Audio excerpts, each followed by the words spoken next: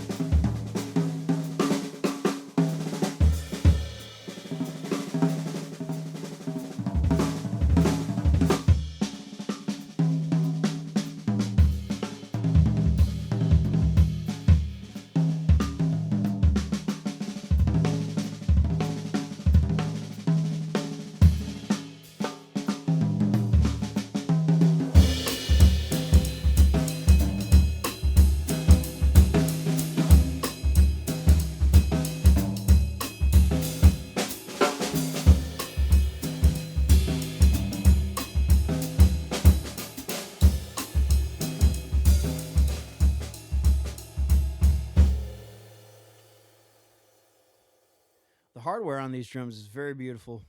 It has a solid utilitarian vibe while maintaining a timeless look. The floor tom legs come with memory locks, and their brackets are direct shell with some rubber gaskets. And the bass drum spurs are Yamaha style, but the spur extensions are hinged so that they have a drum key adjustment, and that hinge setup is a little bit better than the Yamaha, because on the Yamaha there's a threaded insert that backs out really easily if you over tighten it. The spurs are threaded at the end to allow the user to adjust how far the spur protrudes through the center of the foot. The snare and toms have die-cast hoops, and the bass drum hoops are completely finished in honey maple gloss, and they have drum key style claws.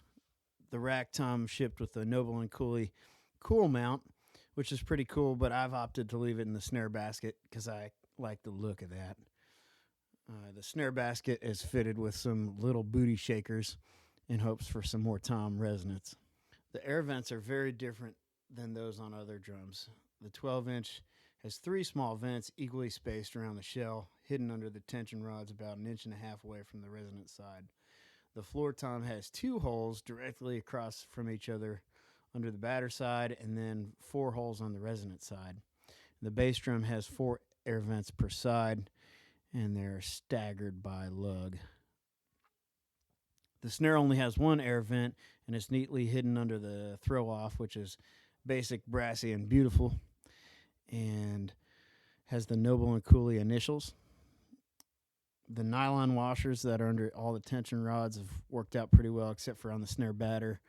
They got squished a little bit, but it was no problem because under those washers is a metal washer, which I just left, and it's working fine like that. I've had this kit for slightly over a year, and I've used it quite a bit. I chose these drums because I thought they would fit the bill for most of the gigs I do, which are low-volume wallpaper jazz gigs. I usually tune the toms medium to medium high and the bass drum medium tension, and I realized I got a little bit against the grain with my double-ply head choice on the toms, but I like the warmth and the forgiveness that they offer.